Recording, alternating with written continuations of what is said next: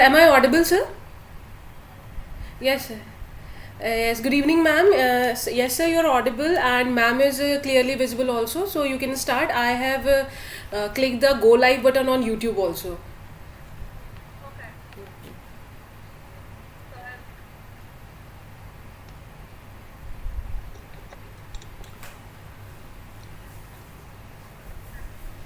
Oops. That was not.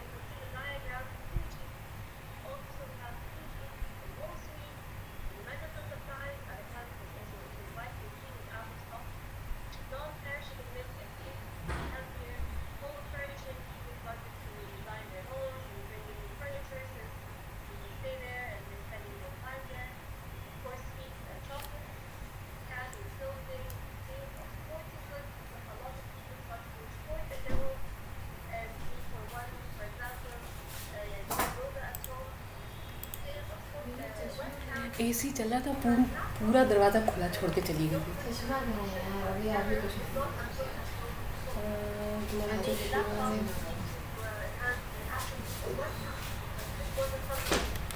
Look for in a laptop, and now people are looking for the camera resolution in laptops. Baking items, I bet you many of you decided, especially pizza, or in Egypt, all the Egyptians almost that were in quarantine decided to bake pizza from scratch with their families and children. Gaming equipment and toys for the children also, and sales of hand soap, as you could see on the diagram on the right. This section, I will talk about the growth of e-commerce. And as you could tell, a lot of stores have closed, bricks and mortar, which is offline stores, and 12,000 to 15,000 stores closed. And the thing is, due to this pandemic, it speeded up everything. Where we are today should have happened technological-wise within 4 to 6 years. But since now the pandemic, the shift of behavior is there now. We are all very stubborn when it comes to your habits. So to change my habits, a crisis has to happen. And this is what exactly happened. And so digital shopping is here to stay.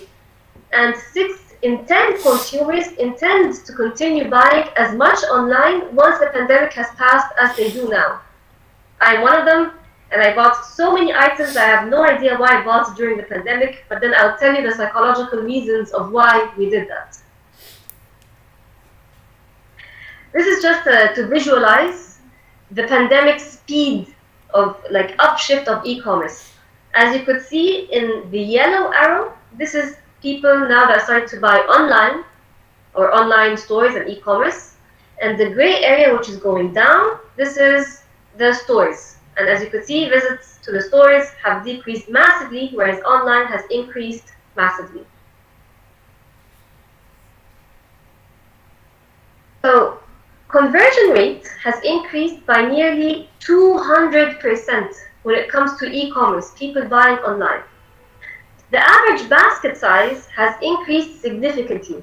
Now, why is that? Whenever I order something, it doesn't come as soon as it does.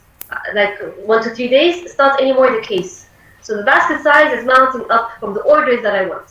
And why is that? Because there are slower fulfillment times to package, to get the order for you, to get the transportation, to get the human workforce. So many things that goes ahead for the procurement and the operations. So for it to come to the consumer, of course, due to the pandemic, it is slower fulfillment times. Also, more people are price sensitive because, again, the income has reduced for a lot of people. So, for example, my colleagues, especially in events firms, they got, or in consultancies, they have a cutback of 45% at least average in their incomes. So security has reduced. And Western economies have seen vertical spikes, a new demographic segment. And I think you would have guessed this already, what segment this is. It's those of ages of 60 and above, because now they are forced to use technological items. They are forced to go digital. They are forced to pay their money, for example, for electricity now online, or to renew their car license online. So all of this now is heading towards digitization. And on the diagram on the right, I posted the link for you on the bottom left, and it shows the e-commerce impact in June 2020, and you could even click on the country to check how it affected this country.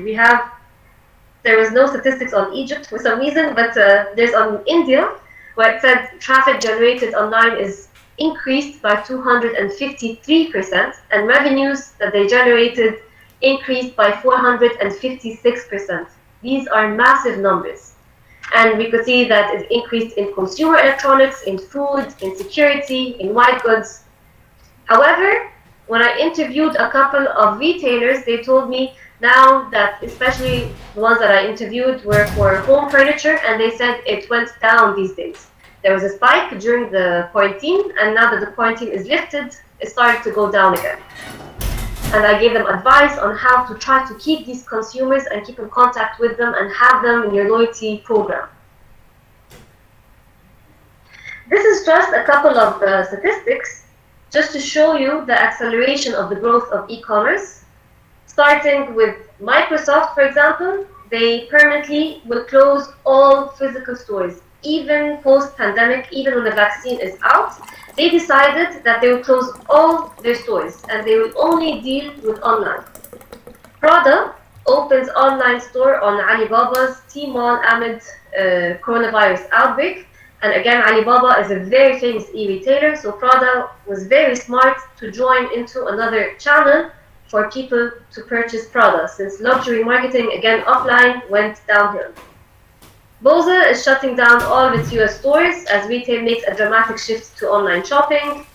You have luxury leaders, they seize the digital opportunity to gain on rivals, and it's their worst quarter in the history of luxury goods. And again, however, they are now making huge amounts of sales online. Gap sales moved online also, and they grew by 40%. You have Bath & Body Works that grew online by 85%, and Zara, they grew online by 95%, and they closed 1,200 stores. So it's a huge number, and we could see from now, even post-pandemic, most of them are planning not to reopen, and they will only maybe even deal with their, retail outlets as fulfillment centers to be closer to the consumer in order to deliver quicker their products. And some retailers are doing this already, that they will have these stores just to stock the products and have faster delivery to be closer to their consumers. Also, big multinational companies are either rising or either falling.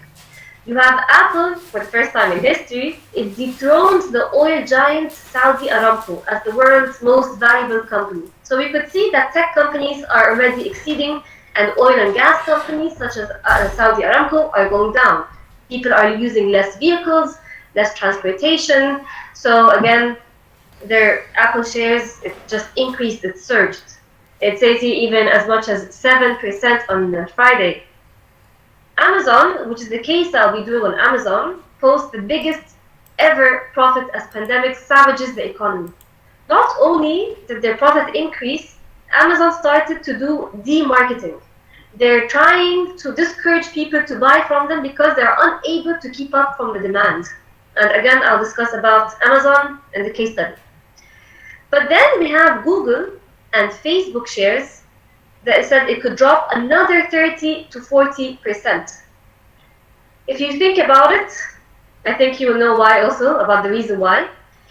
Because people advertise on Google and Facebook. And then, of course, the advertisements went down because people are cutting back on marketing budgets, and this affected Google and Facebook. There's also other issues about Facebook, for example, about some sort of racial discriminations and boycotting, but it's part of the reason also from the decrease in the revenue.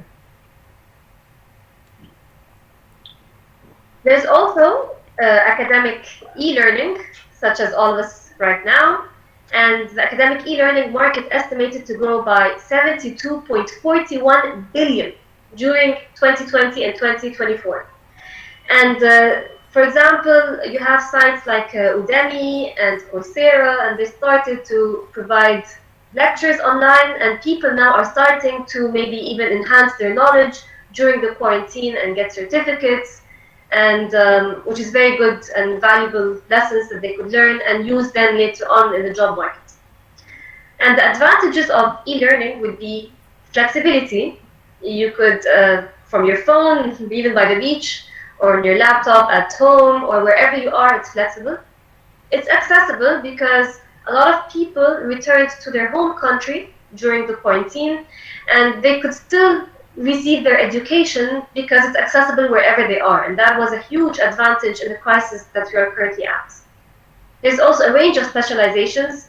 So for example, right now I'm thinking of taking data science. It's interesting for me and I wanted to read more into it, so maybe it could be a good benefit for me. So it has a huge amount of specializations, and it's cost effective. It's not that expensive, and it's like paying for going to university by paying for the bus, paying for the materials, paying for so many things. This is all now just online, and it's very cost effective. The next section that I'll be talking about is the psychological part. It's my part that I'm most interested in, actually, and it's the psychological reasons for shopping online during the quarantine. Now, this formula does not add up. You have economic uncertainty plus increased unemployment. For some reason, there's increase in consumer spending. So I'm uncertain about what's the future holding. Can't find a job, or I'm insecure about my job. However, for some reason, I'm spending more. And the psychological reason behind this is that people shop in a time of crisis. Especially, for example, in 9/11 and in terrorist attacks, it has been proven, and with data collection, they found that people shop more during these crises. And we all fell into this trap. Boredom leads to impulsivity. Is there anything that you bought that you now thinking, why did I buy this, or why did I get this? For example, I bought an ice cream machine, and I just did ice cream once, and then that's it. It's back there for the past couple of months. I'm not using it, and I started to think, why did I get an ice cream machine? So again, very impulsive behavior, very weird spending patterns. And online shopping is a form of entertainment. It gives you this rush of happiness. And the thing is, it's very, very short time rush, and you would want it again, so you buy again. So shopping keeps your mind off of the chaos in the world and gives you something fun to do. And I just want you to think about what trap you fell into and what you bought. Another psychological reason is anxiety and fear. And so we want to have this sense of control. I'm the one, you cannot control the virus. You feel powerless. But you do have this sense of control and power when it comes to what I buy. And shopping is a way of coping with it. And maybe you could, for example, shop stuff for your house to make it look beautiful. You're in control of that. So some even people, they buy items to remind them of summer. And a lot of people now are purchasing summer clothes. And speaking of summer clothes, a friend of mine has a page on Instagram, and she told me that she usually sold 300 units per month. During the quarantine, she sold 900 units. Summer clothes. But all of this is not just within the consumers. It's not just your brain. It's also marketing. Social media use has increased. Most of us also fell in this trap. And so has influencer marketing. And the thing is now, brands, they ask influencers to advertise for the product. And when they link on the product, it takes you to their e-commerce sites. And this then increases your conversion rate and maybe encourages you to purchase the item. And this has increased already. So what happens after you click the button of purchase?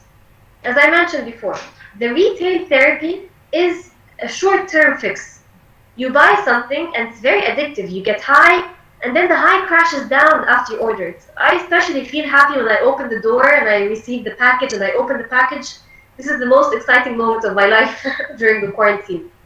But then it's gone and I want to buy more. There's this short-term guilt, but not from the money you spent. It's more of, it's not enough to change my spending patterns. And the guilt is more of, you keep thinking of people that lost their jobs, people that need the money, people that are insecure. And so people now start to shift more to sustainability and maybe even charity giving. So anticipated shopping for the material items will likely decrease after the pandemic, and this already happens currently after we started collecting data once more. Will coronavirus make lasting changes to the consumer psychology? Again, we are all very stubborn in our habits. We all have a certain routine that we are used to, and we just move towards unless there is crisis. So with regards to emotion, identity, and social connection, these aren't going anywhere, and these will not change. What will change are values, our habits, and our norms. And these shape what we consume, and how we consume could shift dramatically. Did you realize now while I'm talking anything that changed in your behavior and you are willing to continue post-pandemic? think about it. And of course, people may be more likely to choose environmentally conscious brands in the future. And that is a very good step. And I'll show you even later on in the slides how people even are more moving to local products and environmentally products. What are the consumer behaviors that are shaping what they call the new normal? What will be our new routine? What will be our new habit? What will be the new normal? For starters, consumers are spending more time viewing media. I was very stubborn to download Netflix, and unfortunately, I gave in to my stubbornness and I am now hooked onto Netflix. But especially online videos, especially Generation Z, and they are ages from 5 to 25 years, there's the largest increase in media consumption that is up to 58%. So there are more use of videos on Instagram and TikToks and even YouTube. And by the way, the second largest search engine is YouTube after Google. So YouTube is very important. And this gives an opportunity for brands to reach younger audiences through the video content. And there are so many ads that you will see on TikTok and on even games that you download. It's massive.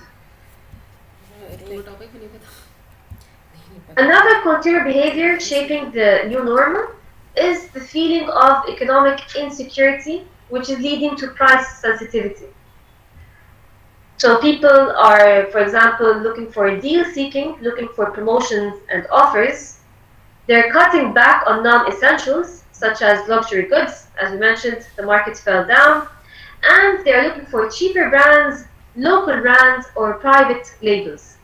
And a lot of local stores are taking advantage of this, and a lot of them said their sales increased. And that is a good thing. What they should do as a business is to try to hold on to them, do loyalty programs, collect their information, check their behavior, collect insights, and then adapt their marketing strategy accordingly. And I'll discuss this in the coming slides. Buyer behavior. Consumer behaviors shaping the new normal. Again, another item would be consumers appreciate brands that focus on their needs during this difficult time. 58% of the people value responsible messaging, telling people take care, wear masks. And there are a lot of campaigns like on the right side you could see McDonald's, I'm washing it, Nike, just stay in. You have LG, lockdown is good, KFC, finger cleaning good, and all of these, 58% of the people value these messages. 54% value charitable contributions by brands. And this I'll show you in the coming slide, a couple of brands that did this. And you have consumers value brands that are addressing coronavirus concerns, as you could see on the right again. And many consumers believe brands should not exploit COVID-19 as a commercial opportunity. Some brands, they go way over, like buy from me and I will put 10% of the revenue for coronavirus in hospitals to help out patients. You're trying to sell your item in order to make profit and then get 10%. And sometimes they even increase the price of the product by 10% and then say, we will provide charity or pause on marketing in a way. And consumers do not like this, and sometimes it's very obvious. Here are examples of companies like Airbnb, where they announced plan to offer free housing to coronavirus responders. Chanel, they turned its workplace to making face masks against coronavirus. You have Crocs, they're donating its shoes to healthcare workers. PepsiCo, they committed more than 45 million to coronavirus food. And COVID-19 fight, you have Jaguar, they started doing 3D printed face shields for health workers. Consumer behavior shifting the new normal. Another item that I would like to discuss is that many consumers are likely to avoid large crowds in the months ahead. And as you can see here, for example, there will be less conferences. 25% of consumers indicated they will be ready to visit the beach. I have to say, I'm going tomorrow, so I'm from the 25%. 1 in 5 would be ready to go shopping at malls and shopping centers. On the statistics on the right, for some reason, again, Egypt is not included in these statistics. It was divided by Fitio. And here they showed the respondents who say they feel comfortable going to restaurants in 1 to 5 months. And I think India is there. For example, 48% of the respondents mentioned that they would feel comfortable going to restaurants. Consumers are also seeking contact-less retail. In the IBM study, 40% of consumers said they are likely to use contactless payments to avoid handing the wallet and handing cash in general. It's also when you have cash from one person to the other, to the other, to the other, and you hold it, this again could cause the transfer of the virus, and then start to become more convenient. You could have it from your smartphones, from your debit card, from your credit card, and there are now so many options to have contactless retail and payment methods. Another new normal would be priority on shopping local. And that is why because I'm focusing more on local shops and to expand startups mainly, not even SMEs, but even startups, on how to expand. And this is their golden era in how they could expand. Because proximity, product origin, and stock availability are now key for shoppers. Instead of driving a long way to go to a crowded hypermarket, for example, I would prefer to go one that is next to my house, and it's my first time to try it. Priority is to avoid crowds, and promotions and deep discounts are not enough to drive traffic anymore. If Zara did 75% sale, if you go to the store, I would definitely not go. According to the IBM study, 25% of the US respondents indicated they are now shopping more often at locally owned stores. And that is a huge number, and they should take advantage of that. So the question here is, will coronavirus make lasting changes to consumer behavior? Will this last, or is this all short-term? Well, lockdown have accelerated digital adoption, and it's driving entirely new patterns of consumption. Nearly 75% of consumers have shopped online more during the pandemic than they did before. I'm one of them. And 48% said they continue to shop online in the future, also one of them. I honestly hate stores and the crowdedness and the people, and just online, they bring it to your house. If I don't like it, you return it. Brand loyalty was eroded as more people shopped online during the pandemic.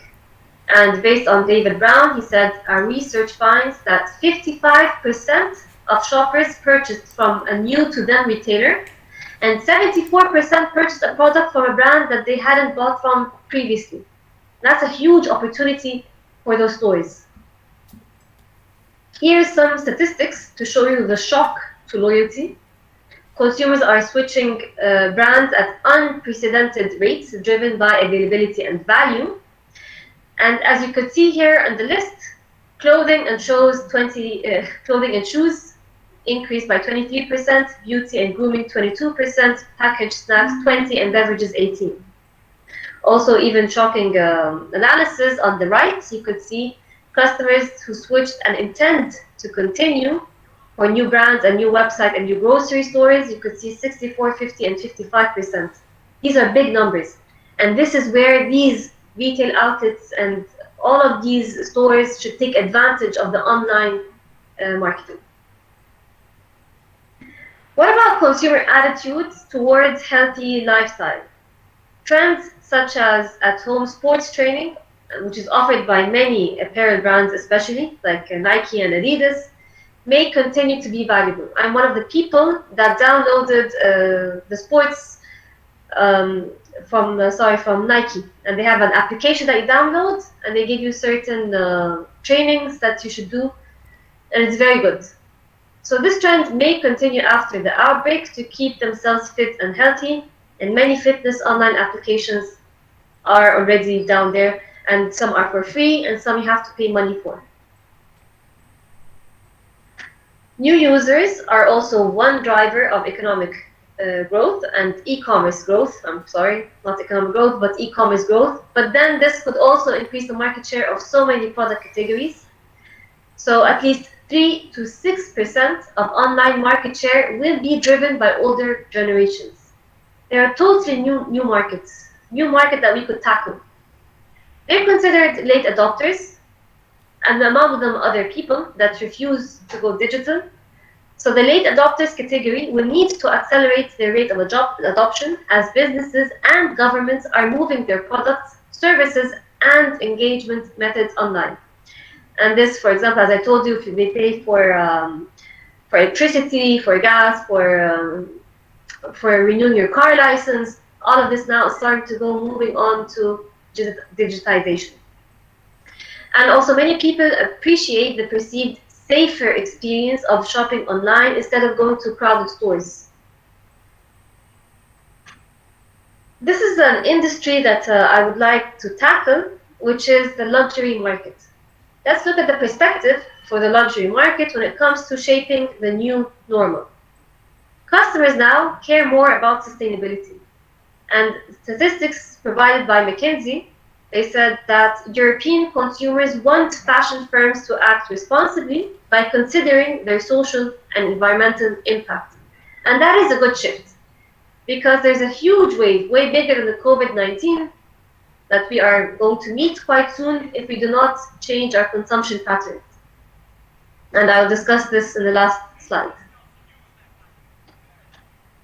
Another perspective for the luxury market is from global traveler to local shopper. 20 to 30% of revenues are by consumers making luxury purchases outside their home countries. For example, there are 150 million Chinese consumers that would travel yearly. In 2018, this was the statistics collected since then. And now that there's a quarantine, that's a huge defect for, of course, the retailers for luxury markets. And the new normal is that they need to put digital at the center of their operating model. So there's allocating a greater share of investments to the online channel is very important. Exploring new ways of partnering with established e-retailers, such as Alibaba and Prada. Step up your personalization efforts in digital marketing. Now this I'll discuss even in detail in the coming slide. And luxury consumers are accustomed to a high standard of services in the store. As soon as you go in the store, someone is there to greet you and help you and show you around, and if you have any questions, they answer it for you. You need to provide this service online, and I'll show you how. And I'll show you how through going through the slides of businesses' response to consumer behavior changes. How should businesses respond? I just spoke right now about certain new normal, certain trends, certain consumer behavior. Let's see how the businesses should respond to the consumer's new normal. The first thing, if you're not online already, you have to have digital presence. Go online. If you don't want to spend money on creating a website, there are ones that are for free, such as Wix, W-I-X, and it's very user-friendly. Anyone that knows nothing about internet or coding or whatever, it's very easy to use. You should offer the right product portfolio. Shift your production to what people want, to what people need. And by this, you have to track their buying behavior. Have a user-friendly interface. You have to have presence on social media, since now people are on social media more often. Deliver purchased goods to end customers within the promised time frame, and always, always, always look at the future. If there's anything I want you to remember from this webinar, is to remember it's essential today in this pandemic to collect insights, to know what is shaping the new future. Insights means, what is the customer buying now? What did he think of buying? He clicked on checkout, but he did not purchase it. Where is the customer? What does he do? Who does he visit? Who does he see? Did he go to the restaurant? which locations did he enter, etc., etc. And something very interesting that I found out recently is that on your website, the more payment methods you have on your website, the more your customers are likely to purchase from you because it gives out credibility.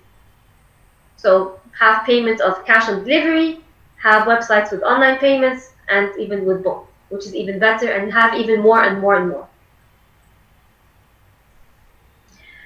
Speaking of chatbots or AI-based chatbots, another word for it is chatbot, and live chat. We need to have digital interaction with the consumers because there's no face-to-face interaction. And consumers now are to an emotional state. They want to feel that you're with them.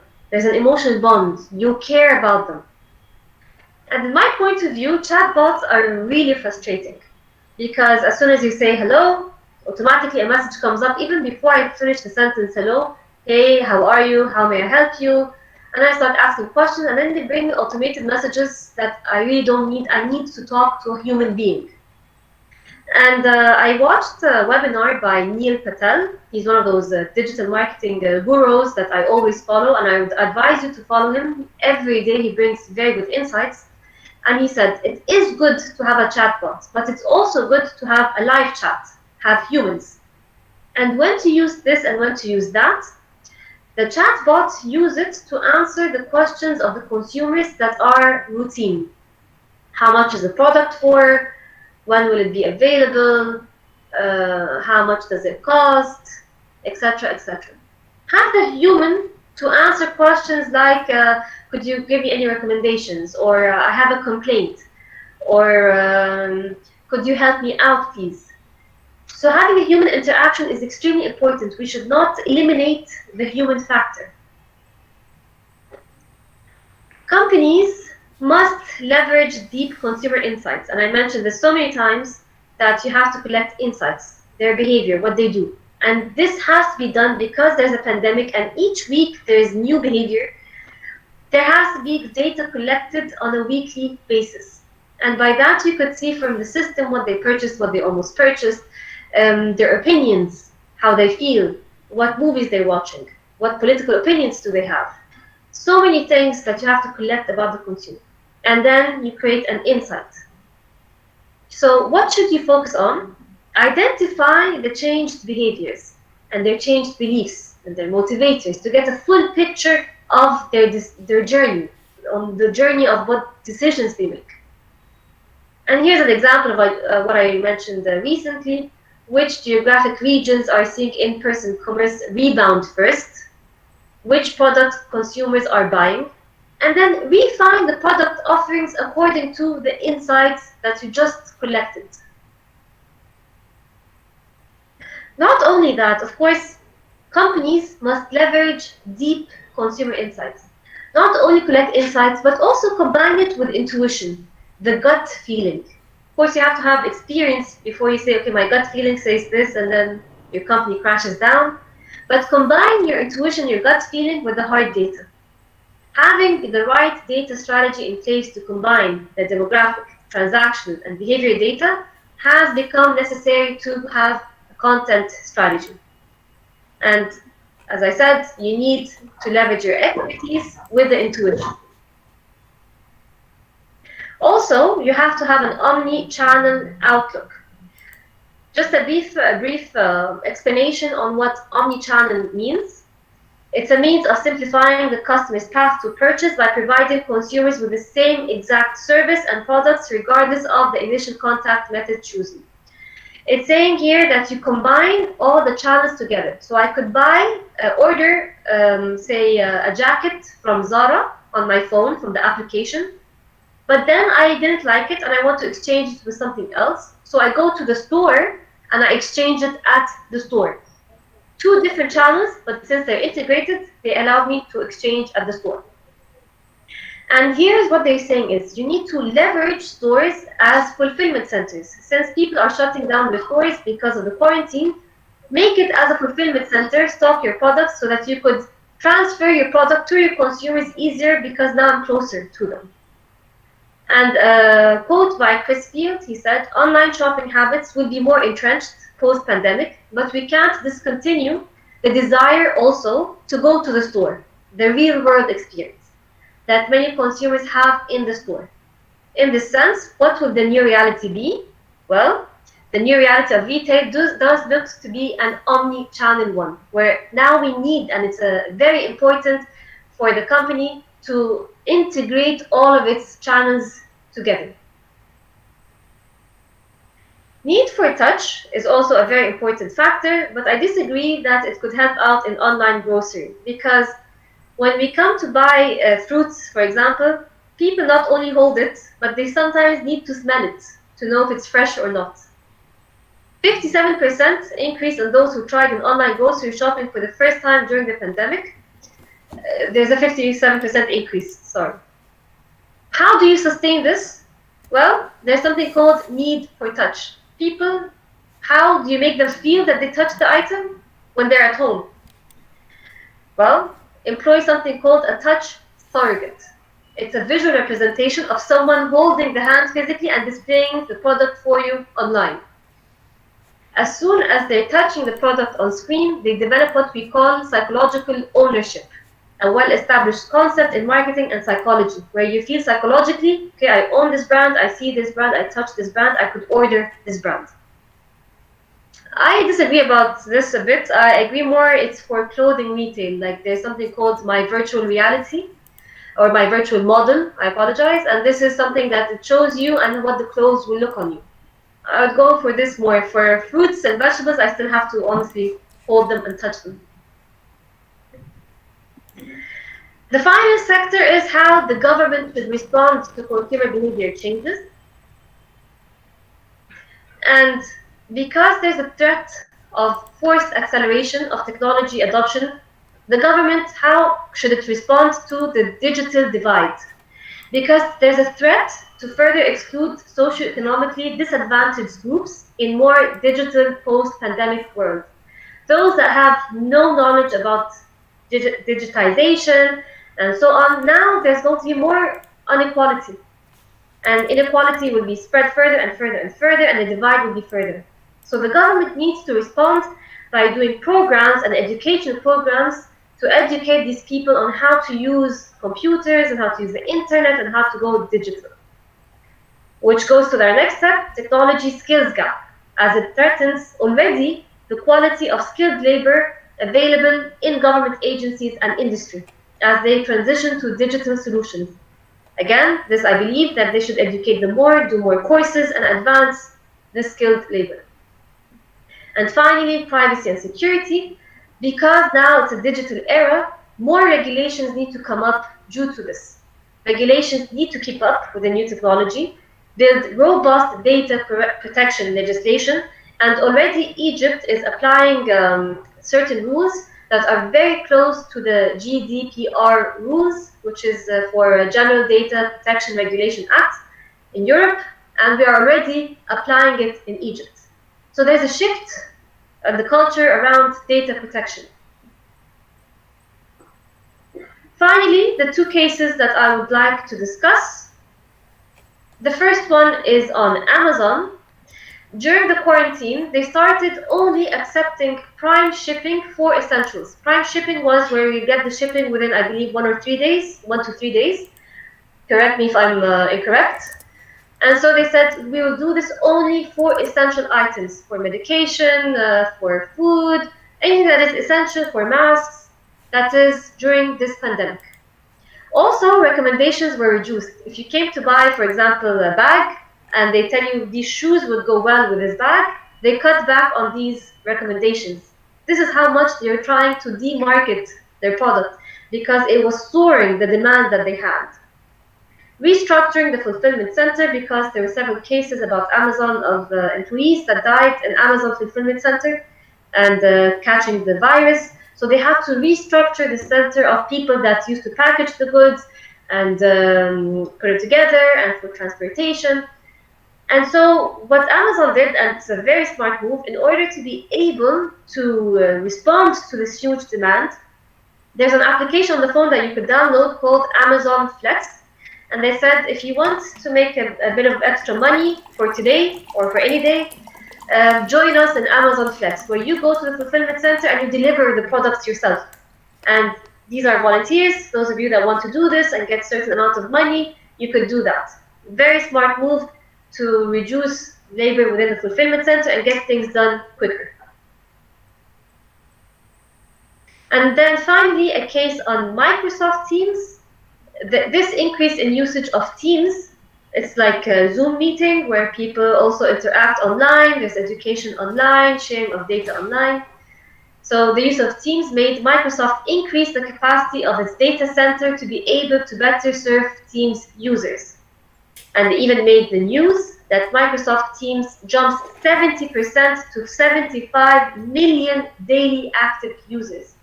And this probably will continue because, for example, Twitter decided for the coming year and Google for people to work from home. And so, again, this will definitely be technological uplift for Microsoft. Finally, this is something totally different from the pandemic, but it's my huge interest, is that the COVID-19 is just the first wave. This is bad news, unfortunately, but we're even facing a greater depression than the 1930 Great Depression from recession. And even worse is the climate change. We are able to do radical changes when it came to COVID-19. We all got together, medicine, investment, lockdown, self-isolation. But with climate change, we cannot self-isolate. When the crisis happens, it will be irreversible. COVID-19 vaccine will be out, we're good to go. And it got me wondering, why are we not acting on climate change when we're acting on COVID-19? And after some research, it's turned out to be certain brain challenge. It did not trigger our evolutionary risk lamps. Why? Because it's very small changes, it's very invisible, we can't see it, so it's not triggering it. And that is why we are trying to call for action. For instance, now that there are radical changes, do that also and go for renewable energy sources and change our behavior. I don't know, have window solar panels and try to encourage people to use these more. We are shifting to sustainability and environmentally friendly products, but having recycled products is not enough. We have to have radical changes before it is too late. And this is it for today. I would like to thank you so much. And if you have any questions, I would love to answer them. And I just want to keep the screen for a while for you to take my email. It's sarah.m.h.ldib@gmail.com for any questions. If you need any help in anything, I would love to help out. And it was wonderful talking to all of you. And now I will move on to your questions. Now I request you all that if you have any question, you may ask. You can unmute yourself and you may ask.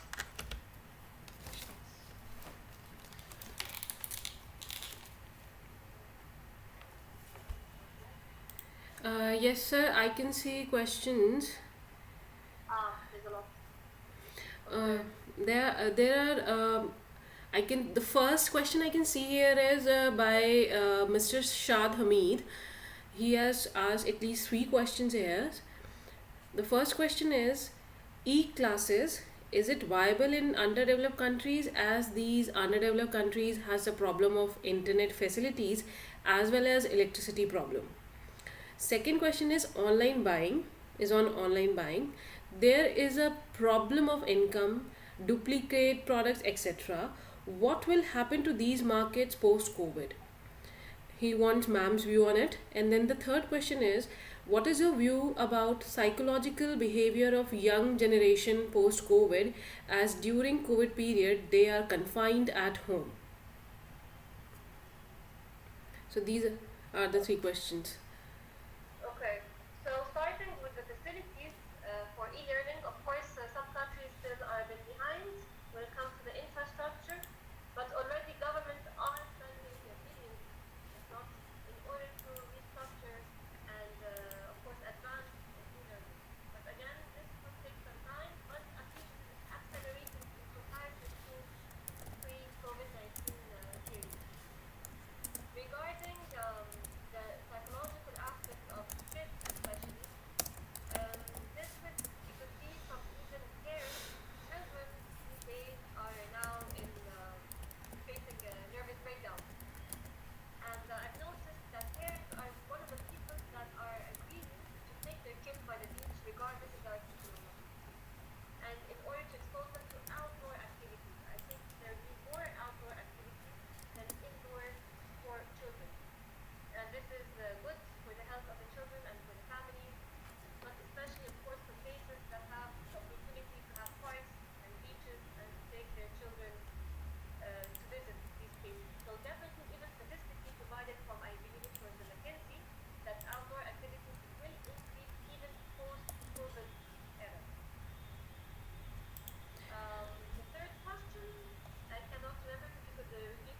The third question was, what is your view about psychological behavior of young generation post COVID, as during COVID period they are confined at home?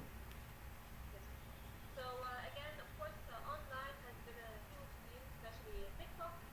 And for this, they are more dependent of being digitized. And this is not a bad thing, but I did not really go deep into especially the adolescence period on what will happen by that.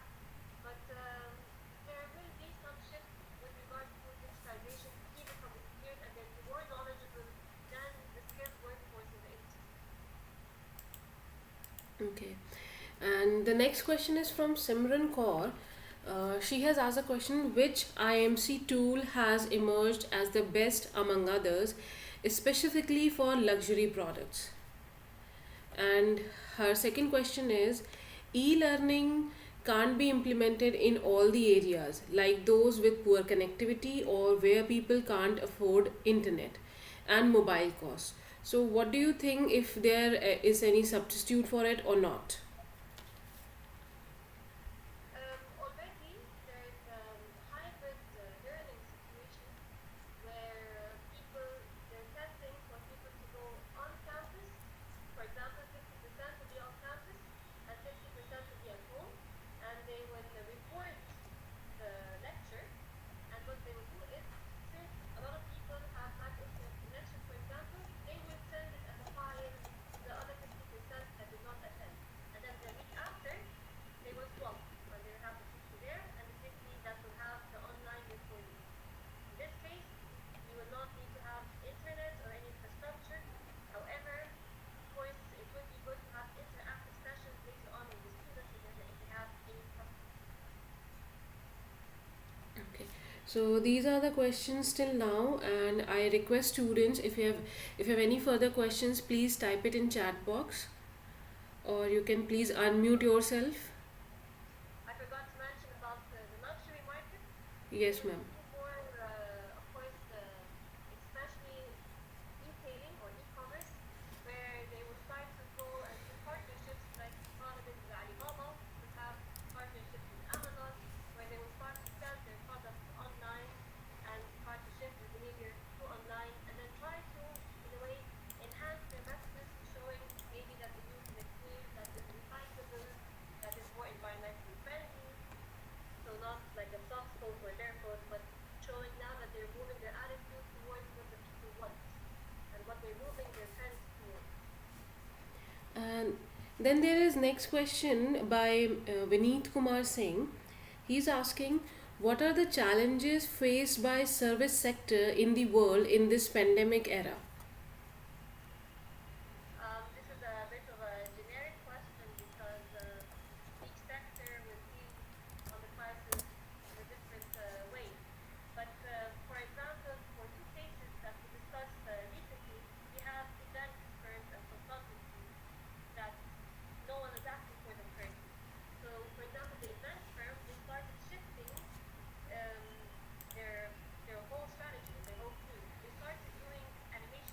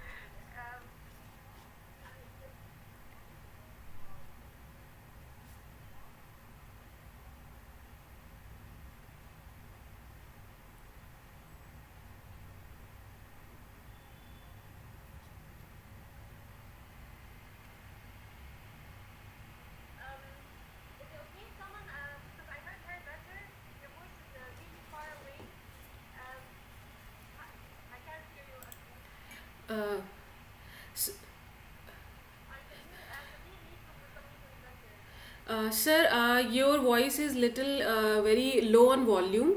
If you can write your question on chat box, I can repeat it to for ma'am.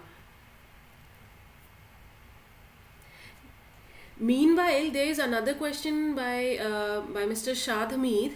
He has asked a question: as a teacher, what should be our responsibility and behavior towards the students post COVID?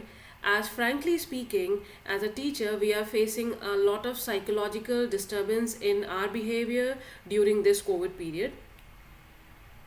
It's a very teachers should not only educate, but they should also, I believe, be there for the students.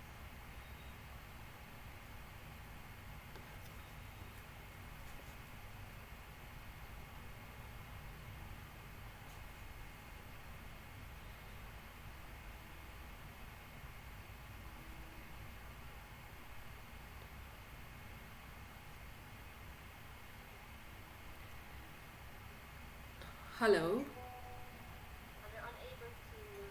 The thing is, I just kept listening to them, and that is it. They just Uh, want someone to listen. Excuse me, ma'am.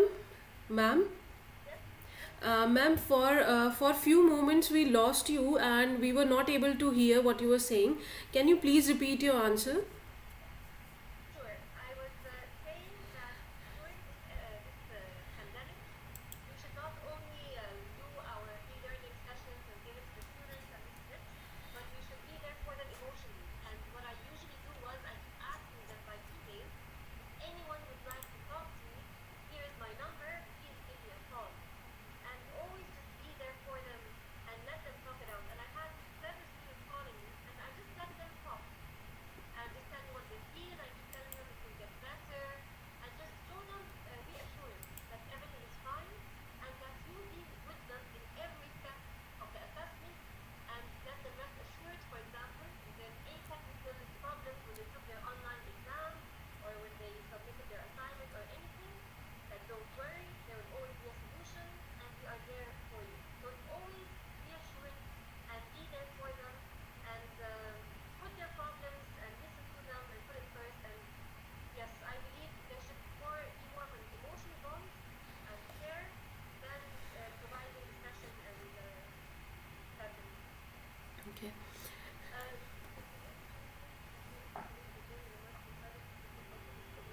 Okay, for Dr. Bilal, what changes the small entrepreneurs should bring in their marketing strategy? That's also a very good question because I was working on a current case with one of my clients. He has an antique shop, and people started purchasing from his antique shop during the COVID, during the quarantine, and now he said sales started to fall down massively.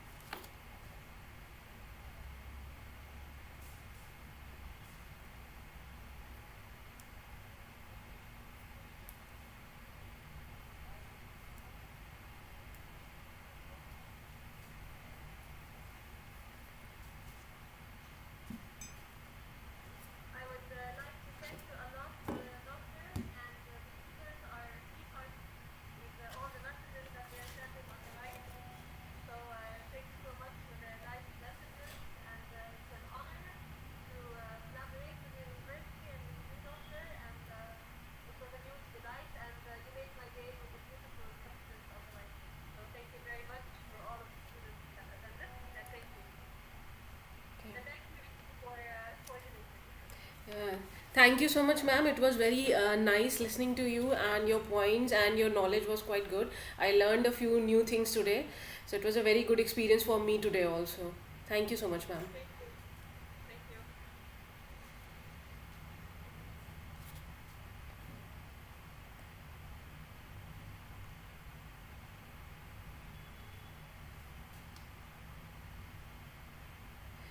Yes, sir. I'll end the meeting, and I can request participants. I'll request participants that now you can leave the meeting. The session is over now, and uh, the certificates of this webinar will be sent to them in few days, at least 10 to 15 days. So they don't have to worry about their certificates.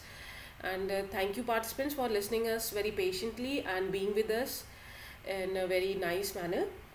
And thank you so much. We can leave the meeting now. Thank you. Yes, bye, ma'am. Have. Thank you, ma'am. Thanks a lot. Thanks a lot. Thank you. Thanks a lot, organizers. Thank you. Have a nice day, everybody. Thank you. Bye-bye.